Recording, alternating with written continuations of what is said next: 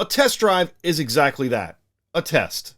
A through F, pass, fail, whether it's a scientific method and you're trying to make sure that something you use specifically all the time is going to work, it's a test. Does it do it for you, or is the deal broken? Today, I'll run you through my experience with the test drive of the Fisker Ocean. We'll answer your questions about it, and I'll go over some of the feedback I got from other test drivers in Boston. Easter eggs, pleasant surprises, potential deal breakers, and reasons for cancellations.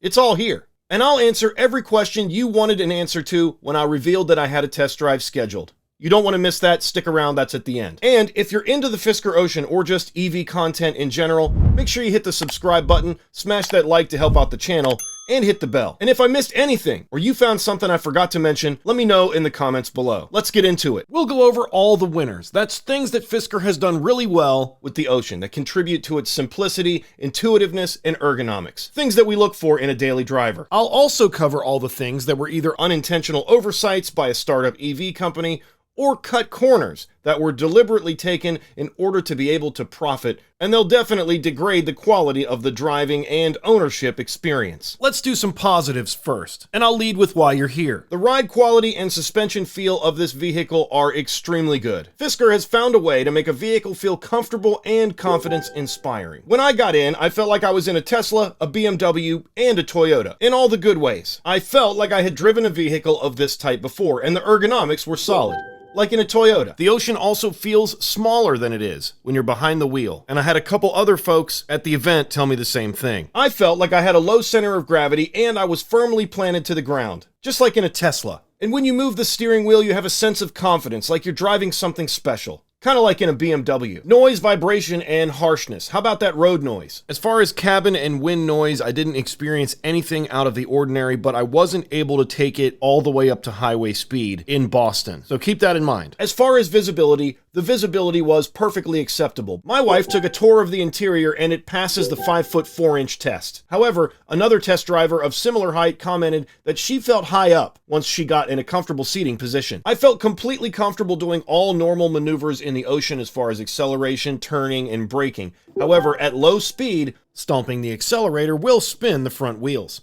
Having this much power available in a front-wheel drive biased vehicle is most certainly going to allow some wheel spin. I opened it up a couple times on my test drive, as one would do on a test drive. They shouldn't be that easy to spin. By making the main drive unit the front drive unit in the Ocean, it definitely struggles to put all that power that they've included to the ground. All that said, the Smart Traction feature, which is not available yet, couldn't come soon enough. As far as things I noted during the drive, I was not distracted by the solar roof. I know some people said they were, so I think this is going to be on a case-by-case basis. I had questions about the AC port, and according to the Fisker representatives, the AC port is always on, which is great because you don't have to go searching through a menu or diving through the touchscreen to find out how to turn it on. I had questions about the stereo from you guys, and one of the best things about the Fisker Ocean is the stereo is excellent. Now, at a flat EQ, when you don't change any of the settings, it's pretty average, but you can really make an immersive sound if you get in and customize all the settings for bass, treble, etc. And no, Fisker does not plan on putting Apple CarPlay in it, at least at this moment in time. The Spotify login is extremely simple. You just scan a QR code and you're logged in. I was really impressed with the ease of use for Spotify. And as far as the stereo overall, it's intuitive, clear, and offers plenty of power. As far as the looks of the Fisker Ocean, this is definitely a plus. Watching it drive around and move through the parking lots and walking around it in person really gave me the impression this vehicle is the best looking SUV available with a plug. And the final plus, if you are switching from gas to electric, the Fisker Ocean is the best possible solution. There are enough buttons to make you feel familiar and comfortable. It's also got the big screen with all the software and all the cool things that EVs feature without feeling too out there or minimalist or high-tech. In a good way. There are buttons for things like the lift gate and California mode, and there's a key fob, so if you're used to having one, you'll still have one. Also, the driving experience is really similar to what you would get in a gasoline vehicle, minus the massive power. Now let's look at some things Fisker could improve on. Brand identity has not been established yet. I know Fisker made a car in the past, but there aren't any continuity cues with the Fisker Ocean. There's nothing familiar for you to get in and just understand intuitively. And I know I said switching would be familiar, however, there's no brand loyalty yet, so you may not trust its behavior. And I definitely had that feeling during the test drive. It's like a hot pepper. You've had hot peppers before, but not this hot pepper. We all wanted phone with key. Right now it's a key fob. When you get in, you have to disable the parking brake every time. All the beeps and warnings that come from making an international car that has to be approved in every possible jurisdiction can't all be disabled. Before we took off on the drive, I asked the Fisker representative to disable as many of the warnings and noises as possible. He said he turned all of them off, and as we got further down the road, we realized that the lane departure warning cannot be disabled. And remember, a lot of these features haven't even been enabled yet, so there's plenty more of those to come. And finally, with brand identity, you know where the trunk button should be, except the trunk button in the Ocean is near the license plate. Many people at the test drive event reached for it and could not find it. This was probably my biggest turnoff for the entire day as far as Fisker. The steering wheel shape is undesirable at best. It's not sharp, but it's as close to sharp as you could get on a steering wheel and not call it sharp. It's very angular, it's too thick, and it's difficult to hold. The Fisker representative even acknowledged this by recommending that I grab the bottom of the steering wheel instead of 10 and 2 where I like to put my hands. Now, however your preference is, that's okay. But I like to keep mine towards the top of the steering wheel, and that's more uncomfortable than I expected. But the steering wheel material is acceptable. But it does kind of feel like you opted for the lower trim. Sometimes the higher trims in vehicles get a leather-wrapped steering wheel, things of that nature. The Ocean Extreme that I drove seemed to have a lower quality material for the steering wheel. I went to the Pittsburgh International Auto Show this year and sat in an ID4, and that's kind of the material quality you're getting with the Ocean steering wheel. Once again, this steering wheel material is just terrible. Interior materials. I know a lot of people have said this is not a $70,000 car. It's not.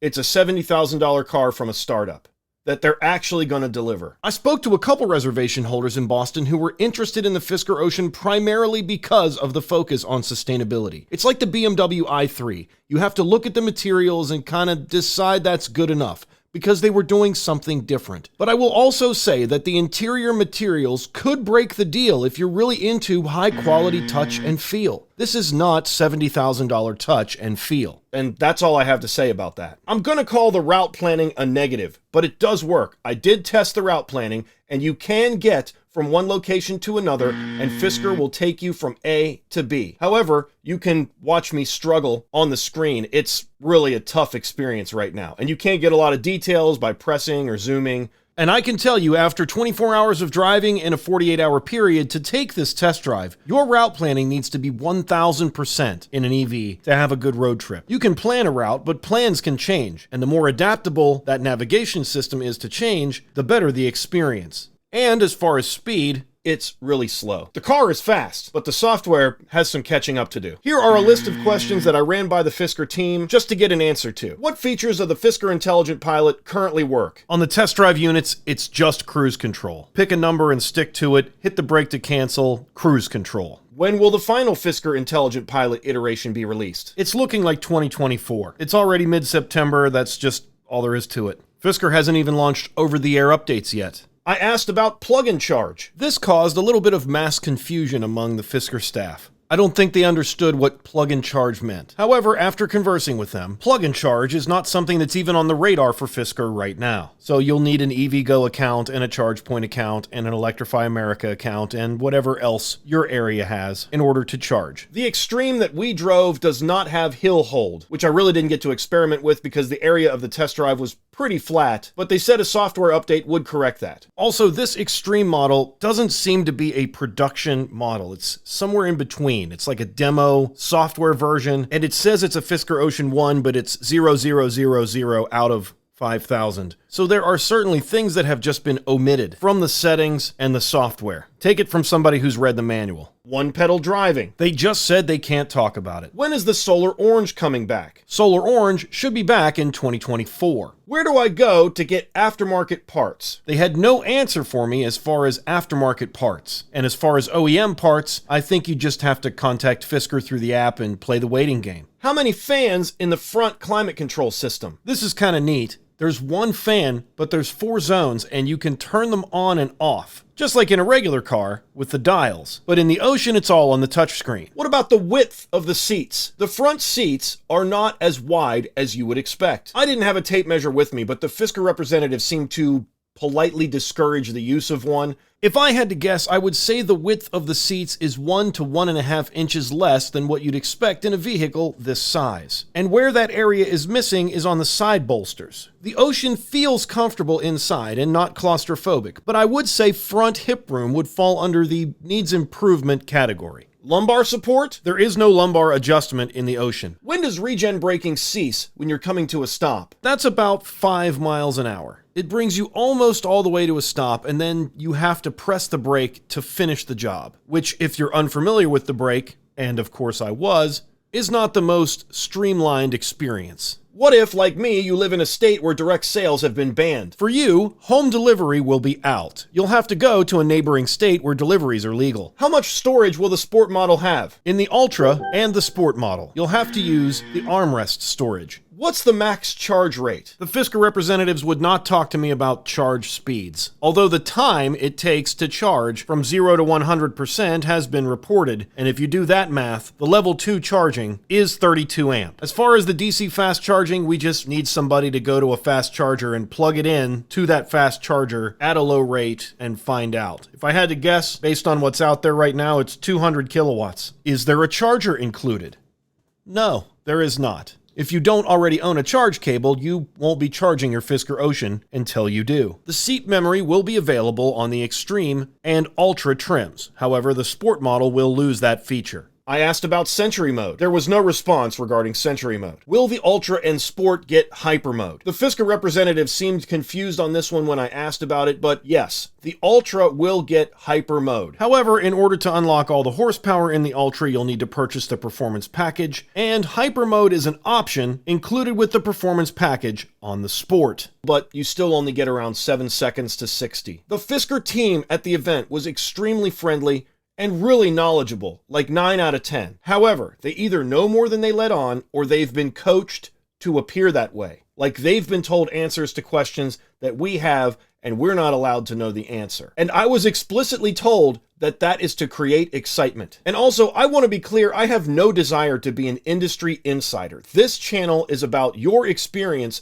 from my point of view. And if I get information before you have access to it, just so I can be the first to report on it, then I'm not sharing your experience. I'll probably never get an interview with a CEO, but I don't really want one. Maybe an autograph or a selfie would be better. That's this channel. I'm boots on the ground, and I'm here to answer your comments. So if you took a test drive and you found something that I missed, please let me know in the comments. And if you've gotten a VIN recently for your Ocean One, make sure to share any details you're comfortable sharing in the comments below. I'm sure many Fisker enthusiasts out there would be happy to see the progress being made. Finally, if you live in the Eastern United States and you want to share your Fisker Ocean experience on this channel, reach out to me at adamsevreviews@yahoo.com. Let's start a conversation and share your Fisker experience with the community. Speaking of your experience, let's go through your comments now. When are the Ultimate and Fisker Intelligent Pilot packages coming back for the Sport and the Ultra? We had a viewer ask the Rad Giver that exact question. Currently, we have temporarily removed those packages, but they will be making a return in the near future. I figure by the time they start shipping these things, we'll know. But right now, we don't. Here's a wonderful gesture. I appreciate this offer very much, and I will definitely take you up on it, but in the meantime, just smash the like button. I'm cool with that. Let's go through the test drive comments. Test drove an Ocean 2 days ago and will not be moving forward with my Extreme order. The screen is extremely laggy and feels loose. The interior doesn't offer enough storage space, and the 32 amp charging is not fast enough. Some order holders feel lied to and no longer want this car. I'm one of the 5,000 people that ordered the Ocean, and I wasn't impressed. Half-baked with cheap, plasticky materials. I'm having buyer's remorse already. I don't know how they'll compete on quality and price with a product like this. Fisker is doomed. Of all the cars that were present, they seem to be built very well, with few panel gaps. Impressed with the acceleration. The handling was great. Felt planted in the curves. How was your experience? The conclusion is coming. Stick around. The most lasting impression was how the rear window solves the one window down wamping that usually happens even in the most most expensive cars. Level 2 charging of 32 amps. I'm almost 100% certain this is true. It's what the screen says. By the way, good luck opening it up on Route 9. I had the same experience. The roads that we drove on in Boston were not the kind of roads you were going to get any handling impressions from, other than how planted it feels. As far as the level 2 charging, there is a piece of hardware that converts AC to DC, and that piece of hardware will limit how fast the charging is, no matter where it comes from. And I'm pretty sure it's a 32 amp charger on the Fisker Ocean. If you guys find any more information out, please let me know in the comments. Test drive in New Jersey. I own a Ford Lightning and a Tesla Model Y. I really miss not having one pedal drive mode. Cheers, buddy. I feel exactly the same way. Hopefully it comes in an over-the-air update. I'm a reservation holder in the 1300s. I got an email saying my vehicle will be delivered as early as September 7th and ready for me to take delivery as early as September 14th in San Diego. I'm so excited for you. Let me know how it went in the comments. Thanks so much for sharing. I canceled my order this morning due to all the UI issues, according to current reviews, lack of safety features not being released, and no communication from Fisker regarding my delivery. How will we ever get replacement parts? I'm trying to get my $5,000 deposit back. Any suggestions would be appreciated. Unfortunately, the terms of that deposit agreement, which I read in a video, you can check it out in the top right corner. This is non-refundable and it's explicitly published that way. Unless you want to call a lawyer and spend more money, you're probably out the $5,000. I'm extremely sorry about your experience, but I appreciate you sharing it very, very much. Thanks so much for watching. Why the small range difference between the Extreme and the Ultra? It could be a difference in weight. It could be a difference in one small piece of hardware. It could be that Fisker just published that so you would upgrade to the Extreme. We don't know. The homologation is not complete or published for the Ultra right now. When it is, I definitely will update you. Thanks for your comment. It's not easy to build a top product from the beginning.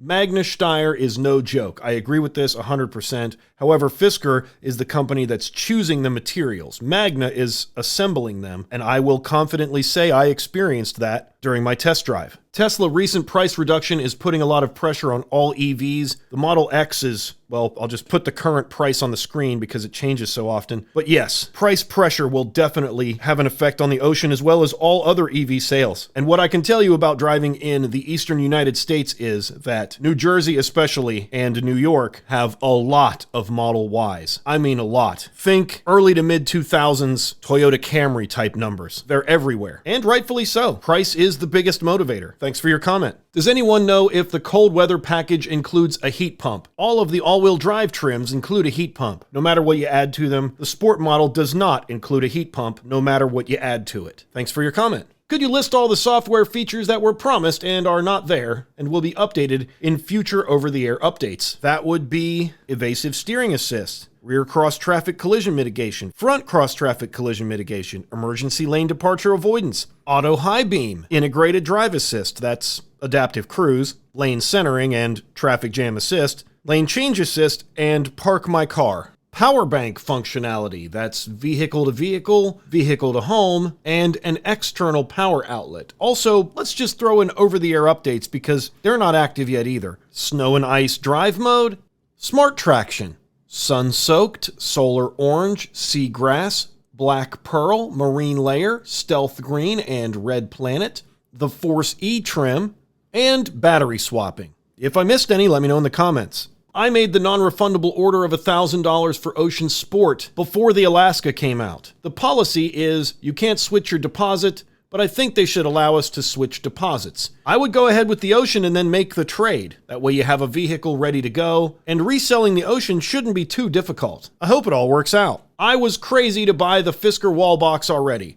No, you weren't. I think the wall box is a very high quality product and will do everything you need for your Fisker Ocean. It's just that Tesla has now released a universal charger. In fact, Hilton has just signed a massive contract with Tesla to install 20,000 of them, and I think they're probably the best choice right now for $600. But based on reviews and experience, the wall box is a high quality product and you should be fine. Just make sure you get a professional electrician to install a really high quality Hubble or Bryant 1450 plug when you mount the wall box.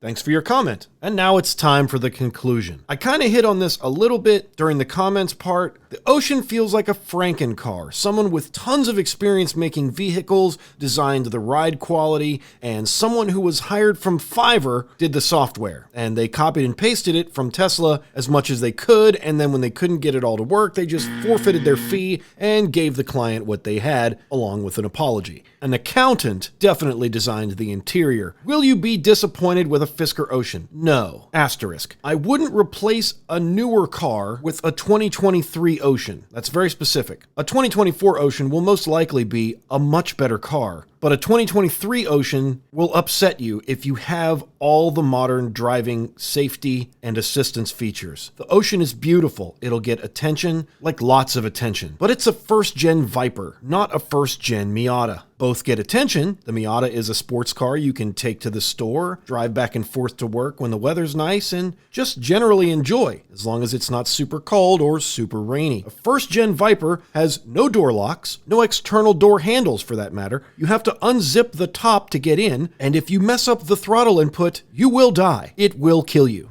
And I will kill you. Basically, the Ocean could shut down anywhere because of the software issues, and it could really ruin your day if it doesn't shut down anytime. And trust me, if you play around with the infotainment enough, that's the impression you'll get. The software is very Dodge Viper, it doesn't have any driver assist, and if you change your plan on a road trip, you might as well just go for the phone and see what an app can do to help. So do I recommend you take delivery of your Fisker Ocean? Yes, absolutely. This car was pushed out in a hurry, suffered delays due to COVID, suffered supply chain issues, has undeveloped software, lower than expected material quality inside, and is missing many kind of must-have features for a new car today. However, it's beautiful, it's new, it's neat, it's got an AC port, your dog will love it, your friends will love it, people will ask you millions of questions about it. But in 2023, the only person who's not going to love it is you. You'll know that you have to use the fob and your phone key doesn't work. You'll know the software is very slow and not complete yet. You'll know that you paid top of market 2021 money. In full recession, Tesla is taking over 2023. And that hurts a lot. Is $49,999 a good deal for a base Ultra? Yes. If you're just going to go with it, maybe upgrade a color, do it. Go with it. If you want the 22s, go ahead and get them. They're much softer and more responsive than I expected. Tire technology has come a long way. I talked to some Canadians.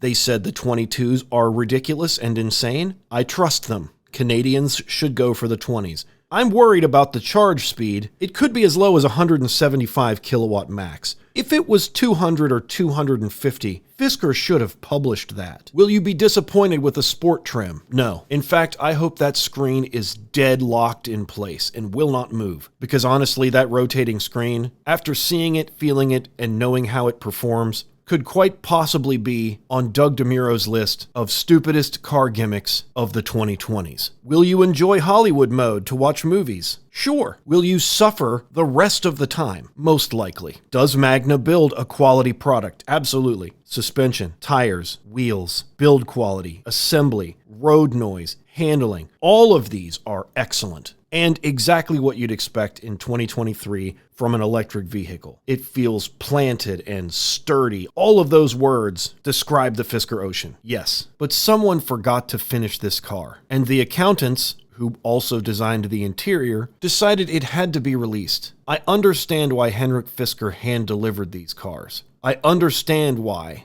the big-name reviewers still haven't gotten one. If you're into fashion, it's like someone handed you the Balenciaga bag you've always wanted with no strap. Or if you're into shoes, it's like someone handed you a Travis Scott box and the left shoe was the wrong size. You're still gonna wear those shoes. You're still gonna wear that bag. But you'll know that's an aftermarket strap. That's the wrong size on the left foot. You may be the only one on earth that knows it. But day in and day out, you'll be driving a Franken car. The Corvette Stingray is a beautiful design. Even more beautiful is a 63 split window. And they smell like gasoline. There's mold, there's mouse droppings, The tires are rotted out, yet you don't feel comfortable going to the gas station because you know you will be mobbed by people in love with it. They don't know about the mouse nests, and the cat urine, and the horrible fuel economy, and the leaky carburetor. But you do, and that's why you only drive it on Sundays. And that's what I would recommend for the early delivery Fisker Ocean One folks. If you get one of these models that is at this current state of software, go get some ice cream, or